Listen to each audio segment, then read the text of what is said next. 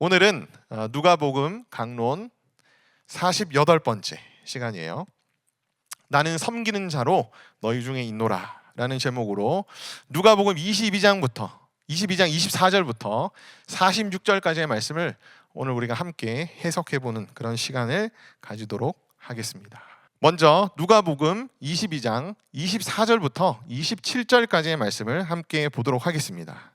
자, 제자들이 서로 다투기 시작했어요. 그 다툰 이유는 뭐냐면 예수님이 개국하신 뒤에 이제 공신서열에 따라서 관직을 받고 또 보상을 받을 것을 기대했기 때문에 이들에게 있어서는 누가 1등이냐, 누가 2등이냐, 누가 3등이냐 하는 것이 굉장히 중요했습니다. 그래서 막 서로 이제 다툼이 시작이 된 거예요. 예수님께서 그런 다투는 제자들을 보시면서 말씀하십니다. 이방인의 임금들은 그들을 주관하며 그 집권자들은 은혜나 칭함을 받으나 너희는 그렇지 않을지니. 다시 말하면은 세상 가치관은 주관하는 임금들이나 은인이나 칭함을 받는 집권자들이 큰 자인데 너희는 그렇지 않을지니 라고 말씀하세요. 내 나라는, 예수님의 나라는, 하나님의 나라는 오히려 정반대다 그렇게 말씀하세요. 큰 자는 젊은 자가 큰 자이고 그 다음에 섬기는 자가 다스리는 자이다 그렇게 말씀하세요. 젊은 자는 단순히 이제 나이가 어린 사람을 뜻하는 것이 아니라 상대적으로 권력이 없는 자, 그런 사람들이 이제 젊은 자죠. 나이 많은 자들은 오히려 더 젊은 자들보다 권력이 있겠죠. 연장자가 더 힘을 가지고 있는 그런 유대 사회였기 때문에. 그래서 젊은 자라는 것은 권력이 없는 자, 권력을 내세우지 않는 자, 권력으로 힘으로 누르거나 지배하지 않는 그런 자를 통칭하는 단어다라고 이제 여러분들이 생각하시면 됩니다. 그런 젊은 자가 하나님의 나라에서는 큰 자고 섬기는 자가 바로 다스리는 자와 같다. 예수님께서 그렇게 말씀하세요. 이어서 이렇게 또 27절에 말씀하십니다. 앉아서 먹는 자가 크냐? 서비스하는 그런 섬기는 자가 크냐? 세상 가치관에서는 누가 크죠? 앉아서 대접받는 사람이 크지만 하나님의 나라는, 내 나라는 그렇지 않다라고 말씀하세요. 하나님의 나라에서 짱은 누구죠? 제일 큰 사람? 예수님인데 예수님이 어떻게 오셨다고 말씀하시죠? 나는 섬기는 자로 너희에게 왔다라고 말씀하세요. 이 말인즉슨 하나님의 나라는, 예수님의 나라는 섬기는 자가 짱이다, 제일 큰 자이다 라고 예수님께서 말씀하고 계신 거죠. 너희는 그렇지 않을지라고 얘기했기 때문에 예수님이 제자들에게도 내가 섬기는 자로 이 땅에 온 것처럼 너희들도 어떻게 하라는 말씀이죠? 섬겨야 한다. 내 제자라면 너희도 마땅히 섬기는 자가 돼야 된다. 여러분 잘 섬기고 계십니까? 어떤가요? 잘 섬기고 계세요? 주님을 섬기는 건 잘하고 있는데 한 영혼 한 영혼을 섬기는데 우리가 좀 소홀히 하거나 혹은 실패하진 않습니까? 여러분 한번 잘 돌아보시면 좋을 것 같아요. 이어서 이제 나오는 말씀 속에서 내가 어떤 부분에 있어서 이렇게 한 영혼 한 영혼들을 잘 못 섬기고 있는지에 대해서 여러분들이 한번 좀 체크해 보시는 그런 시간도 있으면 좋겠습니다. 자, 일단 예수님처럼 섬기는 자가 되려면 몇 가지 것들을 우리가 좀 본문 말씀 속에서 찾아볼 필요가 있는데, 자, 다툼을 유발하는 두 가지 마음이 있어요. 제자들도 막 다퉜잖아요. 결국은 섬기지 못하는 마음이 있다 보니까 그 결과가 어떻게 된 거죠? 서로 다투게 된 거죠. 근데 그 다툼 속에는 두 가지 마음이 있습니다. 첫 번째는 뭐냐면은 경쟁심이 있어요. 경쟁심. 남들보다 우월해지기 위해서 애쓰는 마음이 이제 경쟁심입니다. 또 하나의 마음은 어떤 마음이죠? 자격지심. 이것은 반대로 열등의식과 피해의식에서부터 비롯된 부정적인 마음이에요. 이러한 마음이 있으면 다투거나 혹은 어떻게 하죠? 속으로 상대방을 깎아내리거나 정죄하거나 하기가 쉽습니다. 따라서 우리 그리스도인들은 이 경쟁심과 자격지심을 어떻게 해야 할까요? 잘 다스려야 합니다. 아니 목사님, 경쟁심이 없으면 이 경쟁 시대에서 어떻게 우리가 살아남을 수 있습니까? 여러분, 우리는 남을 이기기 위해서 공부하는 것이 아니고 하나님의 영광을 위해서 공부하는 것이죠. 남을 이기기 위해서 남들보다 더 피나는 노력으로 실력을 쌓는 것이 아니라 우리가 주님의 영광을 위해서, 주님의 나라를 위해서 어떻게 하는 거죠? 더 열심히 실력을 쌓고 노력을 하는 거죠.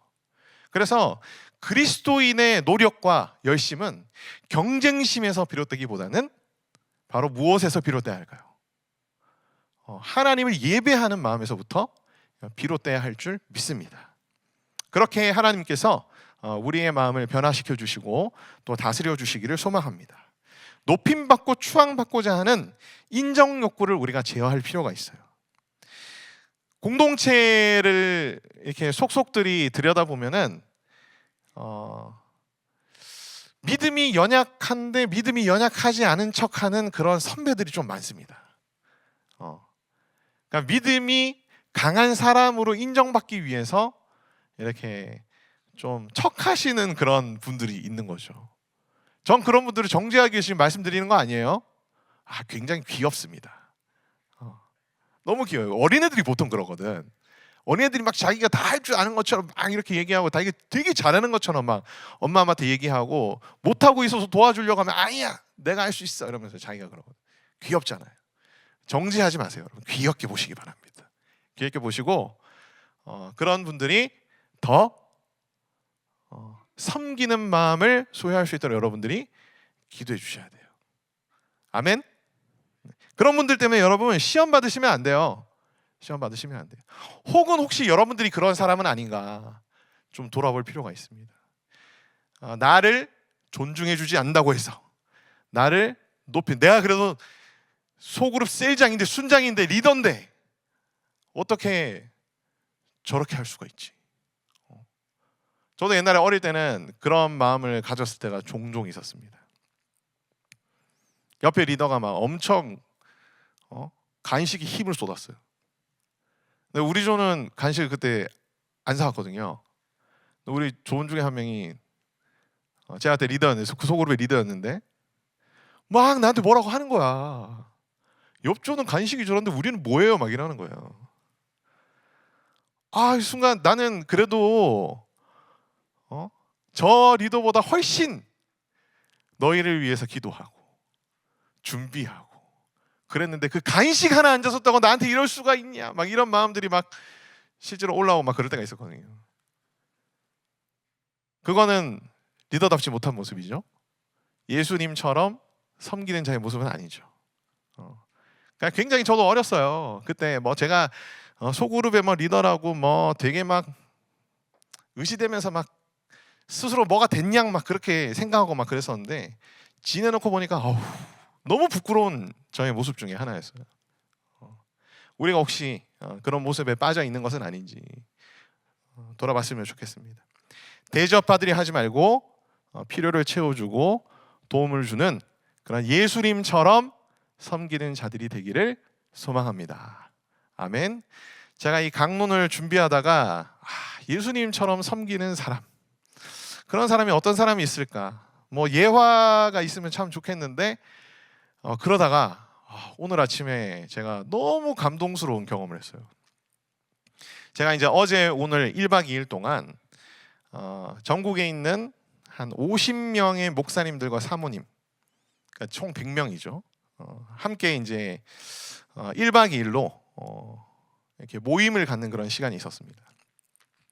그 주최한 교회가 이름만 대도 알만한 굉장히 큰 교회예요. 대구에 있는, 대구에서 제일 큰 교회인데 그 교회에 이제 새로 부임하신 지 얼마 안 된 담임 목사님, 원로 목사님이 있으셨지만 이제 담임 목사님으로 오신 목사님, 저랑 나이가 똑같았어요.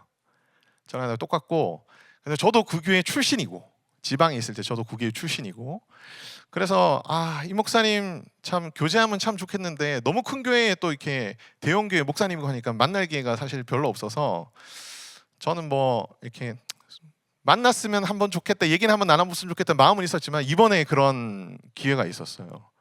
근데 제가 너무 감동스러웠던 건 뭐였냐면 거의 이제 모임이 막바지에 다다랐습니다. 오늘이 이제 오전에 있었던 일인데 점심을 먹고 이제 마지막 코스가 카페에서 이제 커피를 마시는 시간이었는데 저는 이제 이 집회 준비를 하러 또 와야 돼가지고 테이크아웃으로 빨리 이제 받으려고 이제 주문을 하러 갔어요. 근데 한 목사님께서 이렇게 종이에다가 펜으로 그 100명 가까이 되는 사람들의 메뉴를 다 일일이 받아 적고 있는 거야. 근데 그분이 봤더니 그 대형 교회 담임 목사님이야. 저 깜짝 놀랐습니다. 깜짝 놀랐어요. 제가 강론 준비를 미리 했다 보니까 예수님처럼 섬기는 자에 대한 그 생각들이 머릿속에서 맴도는 가운데 그 목사님을 보는 순간에 너무 감동이 됐어요. 너무 저런 목사님이야말로 진짜 예수님처럼 섬기는 사람이 아닐까. 진짜로. 그 교회는 축복받은 교회인 것 같습니다. 진짜로. 특정 교회 이름을 얘기하기는 좀 그런데 뭐 상관없죠. 저는 뭐 자유롭게 사역하는 사람이니까. 대구 동신교회 목사님이었어요. 담임 목사님. 너무 감동이었습니다. 우리도 그런 사람이 됐으면 좋겠어요. 내가 어떤 위치에 올랐다고 해서 막 의시되고 아랫 사람들로 하여금 그런 허드렛 일을 하게 만드는 그런 사람들이 아니라 내가 오히려 수고하고 솔선수범하는 그런 사람들이 되었으면 좋겠습니다. 아멘. 자, 28절부터 30절까지의 말씀을 또한 함께 보도록 하겠습니다. 예수님께서 이어서 이렇게 말씀하세요. 나의 모든 시험 중에 항상 나와 함께한 자들이 너희다. 근데 아버지께서 나라를 내게 맡기신 것처럼 나도 너희에게 맡길 거야. 너희로 내 나라에 있어 내 상에서 먹고 마시며 또는 보좌에 앉아 이스라엘 12지파를 다스리게 할 것이다. 그러니까 예수님이 섬기는 자에 대해서 말씀하시면서 지금 이어서 이 말씀을 하시는 거거든요. 그러니까 다시 말하면 예수님께서 너희가 나처럼 섬기는 자로서 살아갈 때에 내가 너희에게 엄청난 상급을 줄 거야 라고 예수님께서 말씀하시는 거예요. 22장 28절부터 30절까지의 말씀. 근데 한편으로는 또 너희가 섬길 때에 뭐가 찾아온다는 말씀도 포함되어 있냐면은 시험이 찾아온다는 말씀도 포함이 되어 있습니다. 예수님께서 섬기는 자로 오셨는데 이 땅에서 계시는 동안 예수님이 시험을 정말 많이 당하셨다라고 28절에 말씀하고 있죠. 특히 공생의 기간 중에 시험을 당하셨는데 예수님의 제자들도 예수님을 따르다 보니까 예수님의 섬기는 자로 오신 그 모든 사역들과 함께 낮은 자로서 섬기는 자로서 나아갈 때에 함께 시험을 받았다. 그렇게 예수님께서 말씀하고 계십니다. 여러분, 우리가 섬길 때에 시험이 진짜 많이 찾아옵니다. 낮은 자로서 섬기고자 할 때에 굉장한 넘어짐이 있을 수 있어요. 내가 섬기는 자로 왔는데 내가 섬기려고 하는데 하나님 이게 뭐예요? 라고 그렇게 억한 심정으로 얘기할 만한 그런 시험들이 찾아올 수 있습니다. 근데 우리가 그때 하나님을 원망해서는 안 돼요. 왜요? 하나님이 약속하셨거든요. 어떻게 해요? 내가 내 나라를 너희에게 맡기겠다. 여기서 나라라는 것은 뭐냐면 왕권을 의미합니다. 왕권. 다스리는 절대 권한을 의미해요. 예수님이 아버지로부터 이 왕권과 다스림의 권한을 받으셨는데 이것을 지금 예수님처럼 섬기고자 하는 자들에게 예수님께서 어떻게 하신다는 거죠? 맡기신다는 거죠. 만약에 자신의 권력을 휘두르려 하고 다른 사람 위에 군림하려 하고 높아지기를 좋아하는 사람은 이러한 권한과 권위를 받게 되면 어떻게 될까요? 하나님의 영광은커녕 자기 영광을 위해서 그 권위와 권력을 사용하겠죠. 그래서 하나님이 자기 나라를 맡기시려고 하는 사람은 반드시 어떤 사람이어야 된다? 예수님처럼 섬기는 자, 낮아지려고 하는 자가 되어야 바로 이 나라를 맡을 수 있는 자. 그래서 예수님께서 너희가 섬기는 자가 돼야 돼라고 그렇게 강조를 많이 하시는 거예요. 이어서 말씀하십니다. 내 나라에 있어 내 상에서 먹고 마신다. 이 엄청난 축복이거든요. 왕의 식탁에서 음식을 먹고 싶다는 것은 굉장한 호의입니다. 굉장한 은혜예요. 굉장한 은혜. 나아가서 보좌에 앉아서 이스라엘의 12지파를 다스리게 될 것이다. 이게 예수님의 사도들에게 약속하신 말씀인데 우리도 이와 같은 그런 상급과 보상을 받게 될 것이다 라고 예수님께서 말씀하세요. 이렇게 말씀하신 이유는 바로 우리가 낮아진 사람으로서 섬기는 자로서 나아갈 때에 시험들이 많아. 근데 그 시험을 우리가 극복하고 하나님 원망하지 않도록 하시기 위해서 지금 예수님께서 우리에게 너희가 그래도 끝까지 이겨낼 때 이러한 상급이 있을 거야 라고 예수님께서 약속해 주시는 그런 말씀이다. 그래서 끝까지 너희가 시험을 받더라도 섬겨나가라, 섬기는 자가 되라. 예수님께서 그렇게 간절하게 호소하는 그런 말씀들이 28절부터 30절 사이에 담겨 있다고 여러분들이 생각하시면 되겠습니다. 31절부터 34절까지의 말씀을 함께 보도록 하겠습니다. 자, 시몬아 시몬아 보라, 사탄이 너희를 밀가부르듯 하려고 요구하였으나. 밀가부르듯이라는 말은 뭐냐면은 밀을 채에 거르는 걸 의미해요. 그래서 이제 까부른다, 밀가부른다, 이게 체질하다, 채를 흔들다라는 그런 뜻입니다. 그러니까 사탄이 지금 예수님의 제자들을 어떻게 한다는 거죠? 막 흔든다는 거예요. 요동시킨다는 겁니다. 그러니까 사탄이 예수님의 제자가 된 자들을 막 흔들려고 예수님에게 요구했다는 거예요. 어떤 사람이 자신의 집에 들어가도록 청한다는 의미가 바로 이제 요구한다는 그런 의미입니다. 사탄의 공격은 모든 제자들 대상으로 지금 우리에게도 그렇게 사탄의 공격들이 주어지고 있습니다. 이때 우리가 이 말씀을 보면은 제자들에게 하시는 말씀인 것 같으면서도 시몬 개인한테 하는 말씀인 것처럼 막 말씀이 좀 혼재되고 있죠. 근데 둘 다 맞아요. 베드로를 향한 그런 말씀이시기도 하고 나아가서 지금 예수님의 제자는 우리들에게도 하시는 말씀이기도 합니다. 근데 왜 시몬에게 하시는, 개인에게 하시는 말씀이 또 여기에 포함되어 있냐면은 이제 곧 베드로가 어떻게 할 것이기 때문에 예수님을 3번이나 부인할 것이기 때문에 일생일대의 가장 부끄러운 실패를 이 베드로가 이제 겪게 될 것이기 때문에.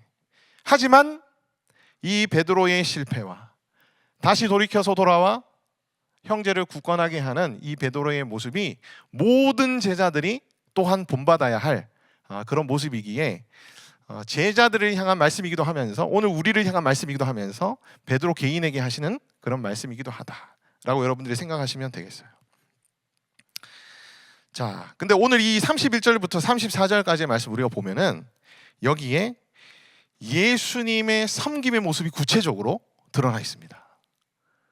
예수님의 섬김과 같은 최고의 섬김의 모습이 오늘 이 본문 속에 담겨 있어요. 예수님이 지금 제자들과 베드로를 위해서 뭐라고 계세요? 내가 너희를 위하여 믿음이 떨어지지 않기를 어떻게 했다고요? 기도하였노니. 제자들을 향한 예수님의 중보 기도가 오늘 본문 말씀에 기록이 되어 있습니다. 예수님의 제자된 나를 위해서도 예수님께서 어떻게 하고 계시다는 거죠? 나의 믿음을 위해서도 예수님께서 중보기도 하고 계시다는 거예요. 예수님이 십자가에 달려 죽으셔서 우리를 구원하셨을 뿐만 아니라 부활하시고 승천하셔서 지금도 우리를 위해서 중보기도 하고 계시다는 거예요. 놀라운 예수님의 섬김의 모습입니다. 그리고 이것이 우리에게는 굉장한 은혜이자 축복이죠.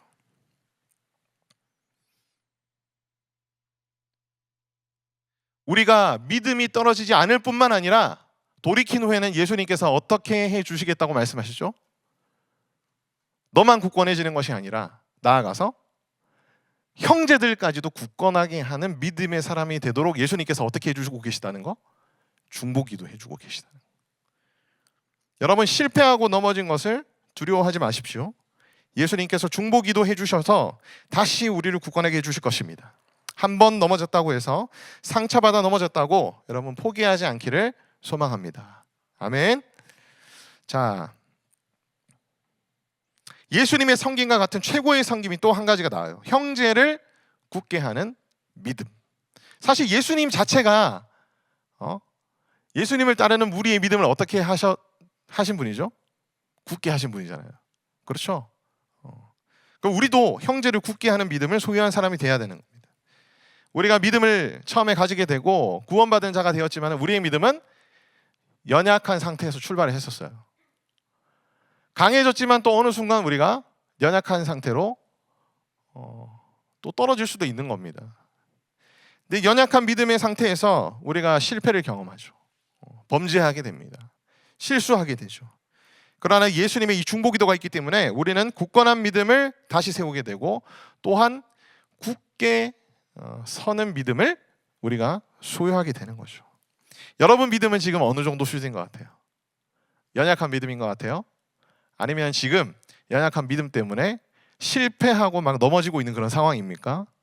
아니면 이제 조금 하나님의 은혜로 나의 믿음이 조금 세워진 것 같아, 조금 강해진 것 같아, 조금 굳어진 것 같아. 근데 여기서 끝나면 안 됩니다. 여기서 우리가 멈춰버리면 우리의 개인 영성이 굉장히 이기적인 영성이 돼버리는 거예요. 하나님이 우리를 굳게 세워주시는 목적은 형제들을 굳게 하기 위해서 우리를 굳게 하시는 거지, 그냥 나만 굳게 하기 위해서 나를 위해서 예수님이 중보기도 해주시는 거는 아니라는 겁니다. 이 말씀을 베드로가 부인하기 전에 먼저 말씀하세요. 먼저 말씀하셨기 때문에 저는 베드로가 다시 일어설 수 있다고 생각해요. 먼저 얘기하지 않으셨으면은 뭐 어떻게 될지 모르는 거죠. 근데 베드로는 이미 알고 있었어요. 그죠? 예수님이 그 말씀을 하셨다는 것을. 돌이켜라. 내가 너를 굳게 하고 형제들을 굳게 하는 그런 나의 제자로 다시 세울 것이다. 부인하고 너무너무 좌절하고 낙심하고 슬픔에 빠졌지만은 베드로는 예수님의 이 말씀을 기억하고 있었기 때문에 예수님이 다시 찾아오셨을 때에 기쁨으로 예수님을 쫓아갈 수 있다고, 다시 일어설 수 있다고 생각합니다. 우리는 말씀을 통해서 이것을 이제 알게 됐어요. 알게 됐습니다. 그래서 우리는 베드로와 똑같이 다시 넘어져도, 다시 범죄할지라도 어떻게 해야 할까요? 회개하고 돌이켜 굳은 믿음으로 형제를 굳게 하는 사람이 되어야 할 줄 믿습니다. 35절부터 함께 보도록 하겠습니다. 이어서 예수님께서 이렇게 말씀하십니다. 내가 전에 마을에 전도를 보낼 때는 배낭과 전대와 신발도 가져가지 말라고 하지 않았었냐? 근데 그때 너희가 그런 거 아무것도 없이 갔을 때 부족하더냐? 예수님께서 물으세요. 근데 제자들이 대답합니다. 전혀 부족하지 않았습니다. 전혀 부족하지 않았습니다. 근데 36절에 예수님께서 갑자기 이렇게 말씀하세요. 근데 이제는 전대와 배낭과 심지어 검까지도 준비하라고 말씀하세요. 예수님이 이제 십자가의 고난을 당하시고 예수님이 승천하신 뒤에는 더욱 강력한 핍박과 박해가 있을 것입니다. 그래서 그 전에 필요 없던 것들을 예수님께서 준비하라고 말씀하시는 거예요. 검을 사라는 것은 단순히 물건을 패는 싸우는 그런 무기로서의 칼을 가지라는 의미라기보다는 영적 전쟁과 예수님이 맡긴 사역을 감당하기 위한 유무형의 그런 영적 무기들을 의미한다라고 여러분들이 생각하시면 되겠습니다. 이어서 예수님께서 이렇게 말씀하세요. 내가 너에게 말하노니 기록된 바 그는 불법의 동료로 여김을 받았다 한 말이 내게 이루어져야 하리니 내게 관한 일이 이루어져 감이라. 이사야서 53장 12절 말씀을 지금 인용하고 계시는 거예요. 이사야서 53장 12절 말씀에 이런 말씀이 있습니다. 범죄자 중 하나로 헤아림을 받았음이니라. 그러나 그가 많은 사람의 죄를 담당하여 범죄자를 위하여 기도하였느니라. 예수님께서 십자가에 달렸을 때에 좌우의 강도들이 함께 달립니다. 예수님이 강도들과 같은 취급을 받으신 거죠. 그래서 불법의 동료라고 예수님께서 말씀을 하시는 거예요. 근데 불법의 동료로 여김을 받았다는 말이 이제 이루어져야 하리니 이제 나에 관한 일이 이루어지고 있고 곧 이루어질 것이다. 그렇게 말하니까 제자들이 검 2개를 예수님한테 줍니다. 아마 단검이었겠죠. 소지하고 있던 검 2개를 줘요. 왜 제자들이 검 2개를 줬는지에 대해서 우리가 좀 살펴볼 필요가 있는데, 예수님이 자기에 대한 일들이 다 이루어진다고 생각하니까 여전히 제자들의 머릿속에서는 이제 예수님이 무력을 사용해가지고 로마를 정복하고 이제 나라를 세우시겠구나라고 생각을 했겠죠. 그래서 제자들이 이제 이 일이 이루어져 가고 있다, 거의 다 왔다라고 예수님께서 얘기하시니까 제자들의 머릿속에는 예수님께서 지금 필요한 것이 있으신데 그게 바로 무기인 것 같아 라고 해가지고 자기들이 가지고 있었던 무기 검 2자루를 예수님한테 바로 드리는 거예요. 근데 예수님께서 이때 말씀하십니다. 딱 4글자로 말씀하세요. 3글자죠. 족하다. 2자루면 좋게. 그렇게 말씀하세요.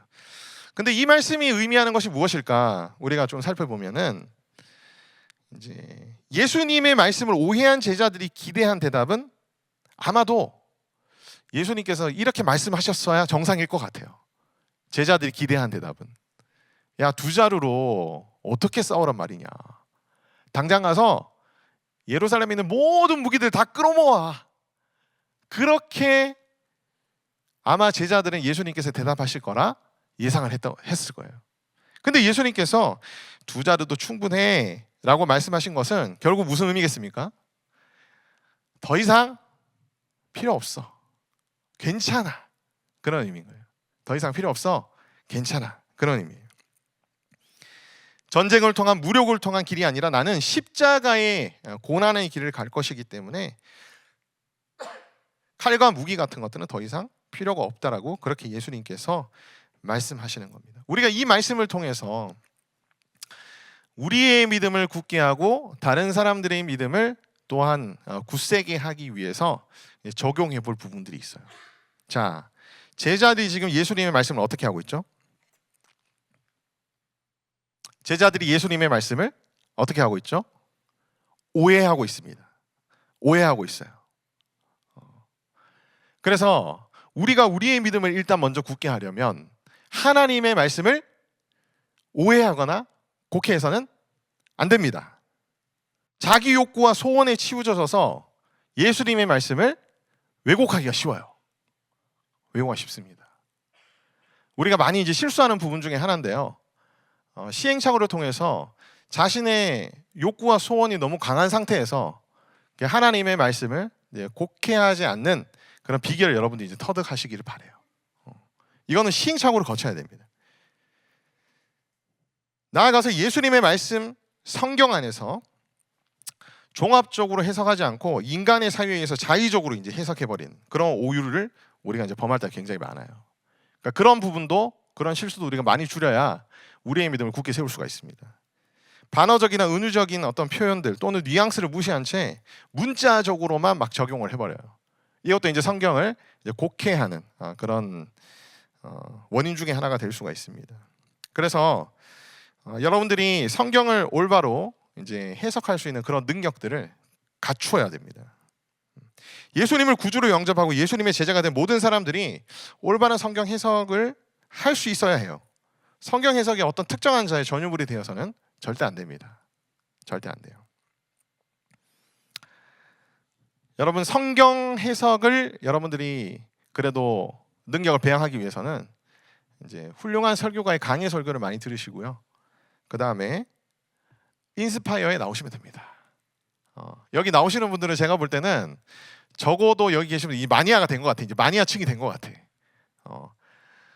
저희는 뭐 많은 사람을 막 세우고 변화시키는 것도 좋긴 한데요. 한 사람 한 사람이 정말 굉장한 사람이 되는 게 또 되게 중요하거든요. 여기 오시는 분들은 아마 매주 오시는 분들 혹은 뭐 한 달에 한 2-3번이라도 오시는 분들이 되게 많은 것 같은데, 이렇게 같이 우리가 이제 말씀을 해석하는 과정들을 통해 가지고 여러분들이 그런 능력들을 조금씩 이제 배양하게 되는 거예요. 다른 영혼들의 믿음을 굳게 세우기 위해서는 여러분 어떻게 해야 할까요? 말씀으로 가르쳐 지키게 해야 됩니다. 이 예수님이 모든 제자들을 향하신 명령 중에 하나였어요. 승천하실 때 가르쳐서 지키게 해야 됩니다. 우리가 이제 다른 영혼들을 위로하고 뭐 상담 많이 하잖아요. 그 상담할 때 우리가 너무 인간적인 상담을 할 때가 참 많아요. 공감도 너무 인간적인 공감을 할 때가 많아요. 분명히 저 사람이 하는 공감은 다른 사람들을 험담하는 건데 거기에 공감해 준답시고 어떻게 해버리죠? 같이 험담을 해버려. 그건 죄 짓는 거죠. 죄 짓는 거예요. 말씀으로 한 영혼의 잘못된 생각과 마음을 고치는 게 진정한 성경적 상담입니다. 깊이 들어주면서 너의 생각 속에 잘못 심기어진 그런 생각들, 그것을 말씀으로 깨워줘야 돼요. 그럴 때에 우리가 다른 영혼들의 믿음을 굳게 세우는 자가 될 줄 믿습니다. 자, 마지막이에요. 자, 39절부터 46절까지는 그 유명한 예수님의 겟세마네 동산의 기도에 대한 얘기가 나옵니다. 자, 쭉 보면서 우리가 빨리 살펴보길 원하는데, 예수님께서 습관을 따라 감난산에 가셔서 기도하셨다. 습관을 따라. 굉장히 중요합니다. 기도이든 통독이든 암송이든 큐티이든 무엇이든 여러분, 거룩한 습관 하나가 우리를 살리는 무기가 될 수가 있어요. 그래서 여기 우리 인스파에 오시는 여러분들은 거룩한 습관들을 이제 하나씩 장착해 가시고 더해 가시는 그런 여러분 되시기를 소망합니다. 우리가 나아가서 그 예수님의 겟세마네 동산에서의 기도를 좀 살펴보길 원해요. 42절 말씀에 보면 예수님께서 이렇게 기도합니다. 아버지여, 만일 아버지의 뜻이거든 이 잔을 내게서 옮기시옵소서. 그러나 내 원대로 마옵시고 아버지의 원대로 되기를 원하나이다. 자, 이 말씀을 보면 예수님도 자기의 소원을 위해서 어떻게 하셨죠? 기도하셨습니다. 나도 나의 소원을 위해서 기도하는 것은 잘못된 게 아니에요. 내 소원이 아버지의 뜻과 일치하면 내 소원이 이루어지는 것이고, 내 소원이 아버지의 것과 다르면 내 소원이 이루어지지 않는 거예요. 그렇죠? 가장 큰 문제는 뭐냐면은 바로 내 원보다 아버지의 원대로 되기를 더 원하느냐 하는 문제인 거예요. 내 원대로 되기를 원하십니까? 아버지의 원대로 되기를 더 원하십니까? 그게 우리의 가장 큰 문제라는 겁니다. 겟세마네 기도는요, 어떤 기도냐 하면 내 원보다 아버지의 원대로 되기를 더 원하는 기도예요. 내 소원이 있고 내 소원을 하나님 앞에 간구하지만 그럼에도 불구하고 아버지의 원대로 되기를 더 원합니다라는 기도가 바로 겟세마네 기도입니다. 이 겟세마네 기도는 내 소원을 위해서 기도하는 그런 기도들 중에서 굉장히 고차원적인 기도예요. 이 기도를 우리가 주님 앞에 믿음으로 올릴 수 있는 그런 사람들이 되어야 할 줄 믿습니다. 이렇게 기도하면요, 자 43절 말씀이요, 천사가 하늘로부터 예수님께 나타나 힘을 더하리라. 천사는 하나님께서 부리는 종입니다. 그래서 이것은 하나님께서 예수님께 힘을 주셨다는 말이나 똑같아요. 그러니까 우리가 겟세마네 기도로 기도할 때에 하나님이 우리에게 어떻게 해주시죠? 힘을 더해 주신다. 아멘입니까? 힘을 더해 주신다. 그리고 이 겟세마네 기도를 하면 슬픔을 이겨낼 수가 있습니다. 예수님도 지금 굉장히 슬프신 상태였어요. 그러나 예수님은 겟세마네 동산에서 기도하시면서 그 슬픔을 이겨내십니다. 근데 반대로 슬픔을 이겨내지 못한 사람이 있었어요. 누구죠? 제자들입니다. 여기 보면은 45절 말씀 뒷부분에 보면은 제자들이 무엇으로 인하여 잠들었다? 슬픔으로 인하여 잠들었다라고 말씀하죠. 슬퍼서 잤다는 거예요. 배신하는 제자들에 대한 예수님의 이야기, 예수님이 고난받고 죽는다는 이야기, 이런 이야기들 때문에 제자들이 슬펐던 겁니다. 근데 슬퍼서 어떻게 했죠? 자버렸어요. 예수님과 반대로 자버렸습니다. 그래서 예수님께서 일어나서 계속 기도해라 이렇게 말씀하시는 거예요. 이 겟세마네 기도를 우리가 주님 앞에 올려드릴 때에 우리의 모든 슬픔이 사라질 줄 믿습니다. 아멘. 예수님처럼 나아가서 이 겟세마네 기도를 주님 앞에 올려드리면 여러분 시험에 들지 않게 됩니다. 예수님께서 46절 말씀에 보면 너희가 어찌하여 자느냐, 시험에 들지 않게 일어나 기도하라. 이 겟세마네 기도를 할 때 예수님께서 같이 나와 함께 기도하자 말씀하시거든요. 시험에 들지 않게 돼요. 이 예수님의 겟세마네 기도는 바로 나의 믿음을 굳게 할 뿐만 아니라 나아가서 다른 영혼들의 믿음도 굳게 하는 자의 기도인 겁니다. 우리가 삶 속에서 이제는 주님 이거 주세요, 저거 주세요. 안 주면은 막 짜증내고 어떻게 그러실 수가 있어. 이런 수준이 아니라 나아가서 예수님과 같은 수준의 이런 겟세마네 기도를 올려드리며 힘을 얻고 슬픔을 이기고 시험에 당하지 않아 우리의 믿음도 세우며 다른 영혼들의 믿음도 굳게 하는 그런 예수님의 제자가 되기를 소망합니다. 우리 이렇게 기도했으면 좋겠어요. 나의 소원을 두고 겟세마네 기도를 간구할 때에 주님의 원대로 주님의 뜻대로 이루어지게 하여 주시옵소서. 주님의 원대로 되기를 더 원할 때에 우리의 모든 슬픔이 사라지고 모든 시험과 유혹에서 이기는 역사를 허락해 주시옵소서. 실패하며 실수해도 회개하며 돌이킬 때에 나의 믿음이 굳게 될 뿐만 아니라 다른 사람의 믿음도 굳게 세우게 하여 주시옵소서. 나를 섬기시기 위해서 전부를 주신 예수님처럼 다른 영혼들을 위해 섬기는 온전한 제자 되게 하여 주시옵소서.